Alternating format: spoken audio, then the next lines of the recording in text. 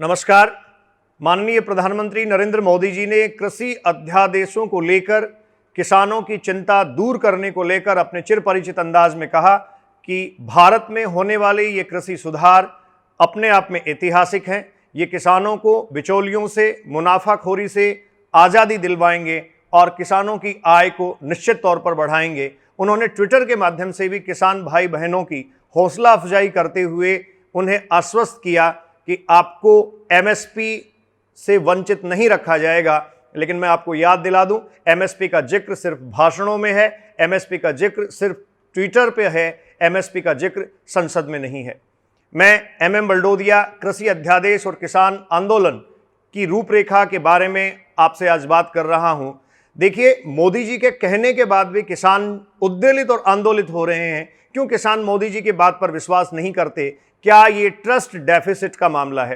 क्या ये विश्वास की न्यूनता का मामला है? अगर हाँ, ये विश्वास की न्यूनता का मामला है तो बिंदुवार हम इसका विश्लेषण करेंगे। देखिए, 2014 में जब सबसे पहले मोदी जी सत्ता में आए, तब मोदी जी ने कहा था आने वाले समय में किसानों की आय 1.5 गुना हो जाएगी, अर्थात न्यूनतम समर्थन मूल्य, मिनिमम सपोर्टिंग प्राइस से कहीं ऊपर किसानों को आय मिलेगी।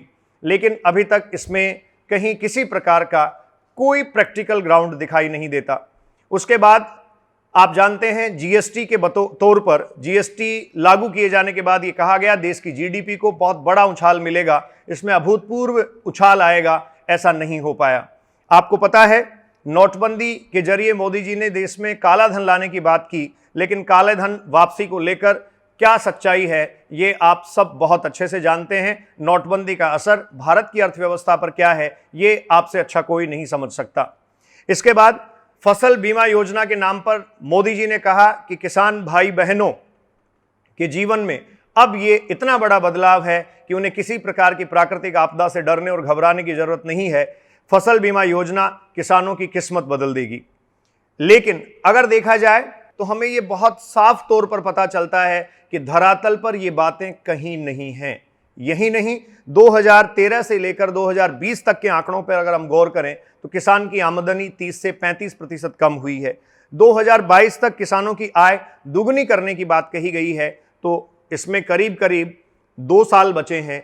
क्या हमें इतना इंतजार नहीं कर लेना चाहिए? आज के इस वीडियो में हम बात करेंगे चुनाव के वक्त आपके बीच आने वाले, अपने आप को धरती पुत्र बताने वाले, अपने आप को किसानों का मसीहा बताने वाले, अपने आप को किसानों का बेटा बताने वाले, अपने आप को जमीन से जुड़े हुए लोग बताने वाले उन सब नेताओं की मंशा की भी जो आज इस किसान विधेयक और किसान विधेयकों से संबंधित सारी बातों पर चुप्पी साधे हुए हैं। वो अपना पार्टी पॉलिटिक्स जो है उसको मजबूत करने में लगे हुए हैं, अपने निजी हितों की रक्षा करने में लगे हुए हैं। इस वीडियो में हम सिलसिलेवार चर्चा करेंगे। सबसे पहले कृषि विधेयकों की संक्षिप्त में जो आप जानते हैं, और दूसरी एक पक्ष हम यहाँ देखेंगे कि ये जो विधेयक यहाँ लाए गए हैं, इन विधेयकों और इन परिवर्तनों से क्या किसान को फायदा है, क्या किसान को नुकसान है। देखिए, जहां तक मोदी जी की बात पर विश्वास नहीं करने का मसला है, ये ट्रस्ट डेफिसिट है। मैं भारत के पूर्व केंद्रीय कृषि मंत्री सोमपाल सिंह शास्त्री के वक्तव्य को लेकर आपसे बात कर रहा हूं।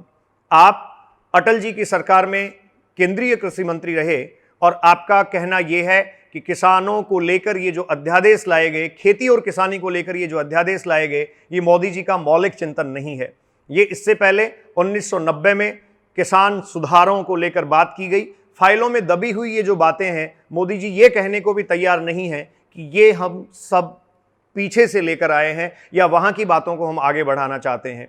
वर्तमान कृषि अध्यादेश में जो एपीएमसी व्यवस्था है, जो मंडियों की व्यवस्था है, उसको ओपन मार्केट के समानांतर चलाने की बात की जा रही है। मैं यहां जिक्र करना चाहूंगा स्वर्गीय सुषमा स्वराज जी का, जो अपने आप में एक सशक्त नेता थी। उन्होंने एक समय लोकसभा में कहा था कि जो आड़तीय और बिचौलिए हैं वो किसान का एटीएम है।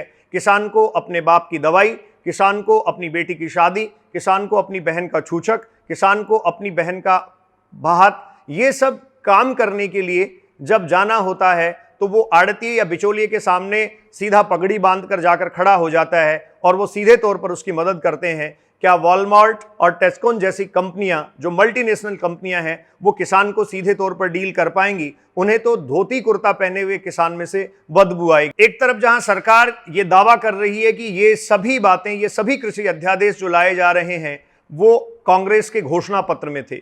इससे पहले मैं बात कर चुका, सुषमा स्वराज जी ने एक बार वक्तव्य दिया लोकसभा में, ये कहा कि आड़तिये और बिचौलियों को खत्म नहीं किया जाना चाहिए क्योंकि वो किसान का एटीएम है। तो आप ये देख सकते हैं वक्त बेवक्त सभी राजनीतिक दलों ने और सभी पार्टियों ने इस प्रकार के बदलाव और इस प्रकार की जो अध्यादेश हैं उनको लाने का, उनको इंट्रोड्यूस करवाने का काम किया। ये अपनी अपनी सुविधा के हिसाब से किसान के हित में उसको बता देते हैं, अपनी अपनी सुविधा के हिसाब से किसान का अहित उसमें ढूंढ लेते हैं। हमें इनसे सबसे ज्यादा सावचेत रहने की जरूरत है और देश के किसान को संगठित होकर संघर्ष करने की जरूरत है, नहीं तो अपने अस्तित्व का भान आने वाले समय में देश का किसान नहीं कर पाएगा। अब बात कर लेते हैं कृषि अध्यादेशों की। जो 3 प्रमुख अध्यादेश हैं जिनके बारे में बात की जा रही है, देखिए ये कृषि अध्यादेश हैं। First, farming produce trade and commerce promotion and facilitation. इसमें कृषि उपज जो है उसका वाणिज्य और व्यापार के विस्तार की बात की गई है, इसमें संवर्धन और सुविधा की बात की गई है। लेकिन इसमें सबसे इंपॉर्टेंट बात यह है कि क्या किसान को खुली मंडी में या खुले मार्केट में अपनी उपज को बेचने से फायदा होगा। दूसरा जो अध्यादेश है वो एसेंशियल कमोडिटीज अमेंडमेंट ऑर्डिनेंस है, जिसमें अनिवार्य वस्तुओं की सूची में बदलाव किया गया है। ये एसेंशियल एक्ट 1955 में बदलाव से भी संबंधित है। स्टॉक लिमिट हटा दिया गया है और इससे जमाखोरी व कालाबाजारी में बढ़ोतरी होगी। मैं जहां तक समझता हूं सीधे तौर पर उपभोक्ता पर इसका असर पड़ेगा, इसका प्रभाव पड़ेगा। तीसरा अध्यादेश ऑर्डिनेंस है the farmers agreement and price assurance and farm service ordinance, improvement and protection से संबंधित ये है, जिसमें कॉन्ट्रैक्ट फार्मिंग की बात की गई है, जिसमें ठेके पर खेती दी जाने की बात की गई है। और ये स्पेशली किसानों जो छोटी उपज रखने वाले हैं, जिनकी छोटी जमीन है, उन किसानों के लिए ये चिंता का विषय है। कृषि अध्यादेशों से संबंधित विशिष्ट कुछ बातों का आकलन हम करते हैं। देखिए, अब ये कहा गया कि किसान अपनी उपज कहीं भी बेच सकेंगे, अर्थात जो मंडी व्यवस्था, मंडी सिस्टम पहले था जिसको एपीएमसी हम कहते हैं, एग्रीकल्चर प्रोड्यूस मार्केट कमेटी, वो यथावत रहेगी। और उसके अलावा नया सिस्टम कर दिया गया जो ओपन मार्केट कहा जा रहा है। कहीं भी मल्टीनेशनल कंपनियां कहीं से भी जो है वो किसान की उपज खरीद सकेंगी। किसान अपने जिले से बाहर, अपने राज्य से बाहर कहीं भी अपनी उपज को बेच पाएगा, वो अपने राज्य की मंडियों तक सीमित नहीं रहेगा। किसान के लिए ई प्लेटफॉर्म भी इसमें विकसित कर दिया जाएगा। 3 दिन में किसान को उसकी उपज के पैसे का भुगतान करने की व्यवस्था भी रखी गई है। और विवाद होने की स्थिति में एसडीएम स्तर के अधिकारी का अपॉइंटमेंट किया गया है जो 30 दिन में मामले का निपटारा करेगा। लेकिन सबसे महत्वपूर्ण बिंदु, अगर किसान इस बात से असंतुष्ट है तो कहीं भी अदालत का दरवाजा वो नहीं खटखटा सकता। विशेष तौर पर इस बात को ध्यान में रखने की आवश्यकता है। प्रथम कृषि अध्यादेश को लेकर बिहार से हम इसको संदर्भित कर रहे हैं। 2006 में बिहार में एपीएमसी एक्ट हटाया गया और ये कहा गया कि प्राइवेट मंडियों के आने से किसान को उसकी उपज के अधिक दाम मिलेंगे, उसके पास और विकल्प खुलेंगे। इसको प्राइस डिस्कवरी नाम दिया गया, अर्थात किसान को और अधिक दाम अपनी उपज के मिल सके, बेहतर उसको दाम मिल सके।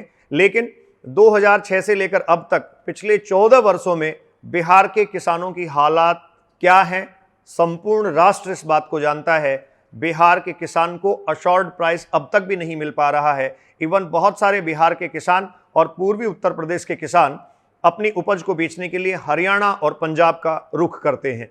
देखिए, अमेरिका और यूरोप में ये काफ़ी पहले से हटा दिया गया। अमेरिका और यूरोप में ऐसा नहीं है। 1960 से लेकर अब तक वहाँ जो कृषि सुधार हैं उसमें ये एक महत्वपूर्ण पहलू है।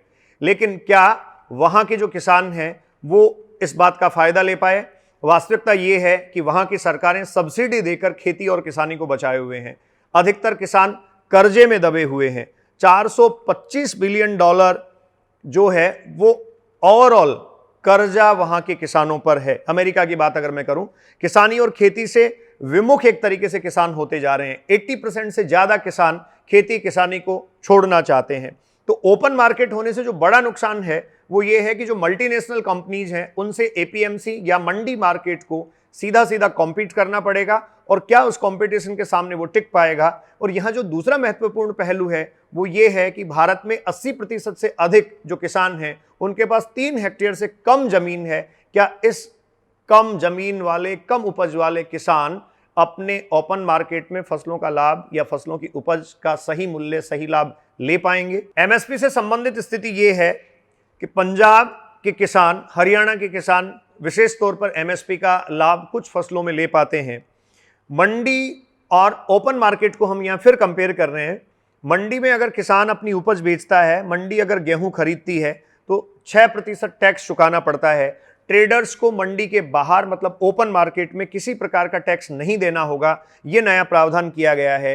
तो क्या आप ये समझ पा रहे हैं कि मंडी के बाहर जब टैक्स नहीं देना पड़ेगा तो किसान को अपनी फसल बाहर बेचने के लिए मजबूर होना पड़ेगा और इस स्थिति में जो कंपनीज हैं वो किसान की उपज का सही मूल्य या सही लागत लगा पाएंगी। इन कृषि अध्यादेशों को समझने के लिए, जैसा मैंने जिक्र किया, पूर्व केंद्रीय कृषि मंत्री सोमपाल शास्त्री को मैंने सुना, देवेंद्र शर्मा जो प्रख्यात कृषि अर्थशास्त्री हैं उनके विचार मैंने सुने, कई सारी बातों का अध्ययन किया, जो एग्रीकल्चर ऑर्डिनेंस है उनकी एक ब्रीफ स्टडी की। इन सब से एक डेटा निकल कर आया। मैं श्रीमान सोमपाल शास्त्री जी के हवाले से ही आपको ये बता रहा हूं कि देखिए, जो पैडी है, राइस, चावल की बात की जा रही है, 1121 और 1509 उसकी 2 क्वालिटीज हैं। ये 2 वैरायटीज हैं जो बासमती की वैरायटीज हैं, बासमती की किस्में हैं। इनका कहना है कि 2013 में क्रमशः इनके दाम 4800 रुपये और 3500 रुपये प्रति क्विंटल थे, जो 2017-18 में घटकर 2400 रुपये हो गए हैं। 4800 रुपये से 2400 रुपये तक आ जाना, आप समझ सकते हैं किसान को उसकी उपज का लाभ कहाँ मिल पा रहा है। किसान को उसकी उपज का लाभ मिलना तो बहुत दूर, उसकी जो लागत है वो भी उसकी पूरी नहीं हो पा रही। देखिए, इन सब अध्यादेशों को लेकर जो किसानों की चिंताएं हैं वो जायज हैं। इन चिंताओं के समाधान के लिए सरकार क्या कर सकती है और चिंताओं के समाधान के लिए सरकार को क्या करना चाहिए? मैं सबसे पहली बात ये कहूंगा कि जो ओपन मार्केट किया गया, जो ओपन मार्केट में कंपनीज के खरीद की बात की गई, उन कंपनियों के खरीद का एक साधारण प्रारूप बने, एक सरल प्रारूप बने जिसको किसान आसानी से समझ सके। दूसरा बिंदु मैं कहना चाहूंगा, जो एमएसपी या न्यूनतम समर्थन मूल्य है उससे नीचे की खरीद अवैधानिक हो, उस पर कानूनी कार्यवाही की जा सके, इस प्रकार का प्रावधान किसान को दिया जाए। तीसरा, इन कृषि अध्यादेशों में विशिष्ट रूप से जो स्टॉक लिमिट हटाए जाने की बात की गई है। देखिए, किसान जब अपनी उपज बेचता है तो खरीदने वाले व्यापारी और अब जो मल्टीनेशनल कंपनी जाएंगी वो स्टॉक करने में कैपेबल होंगी। छोटे किसान कहीं भी अपना स्टॉक करने में कैपेबल नहीं होते, उसको अपनी उपज प्राप्त करते ही तुरंत आर्थिक मदद की आवश्यकता होती है, इसलिए अपनी उपज को वो तुरंत बेचना चाहता है। ये स्टॉक लिमिट जो हटाई गई है, ये निश्चित तौर पर किसान के साथ साथ उपभोक्ताओं के लिए एक बड़ा खतरा बनकर उभरेगी। क्या ये सब बदलाव भारत के अन्नदाता, जो कि किसान अब तक कहे जाते रहे हैं और उम्मीद मैं करता हूं कहे जाते रहेंगे, के लिए सटीक हैं, प्रभावी हैं, उनके जीवन में बदलाव लाने योग्य हैं, उनके जीवन में बेहतरी लाने योग्य हैं? इस पर समीक्षा की जानी चाहिए। और अगर आपको लगता है अपने पार्टी पॉलिटिक्स से ऊपर उठकर, अपने राजनीतिक फायदों से ऊपर उठकर गौर फरमाइए, विचार कीजिए। अगर आपको गलत लगता है तो पूरी तरीके से किसानों का समर्थन करिए, उनके साथ खड़े होइए। जय जवान, जय किसान, जय भारत। नमस्कार।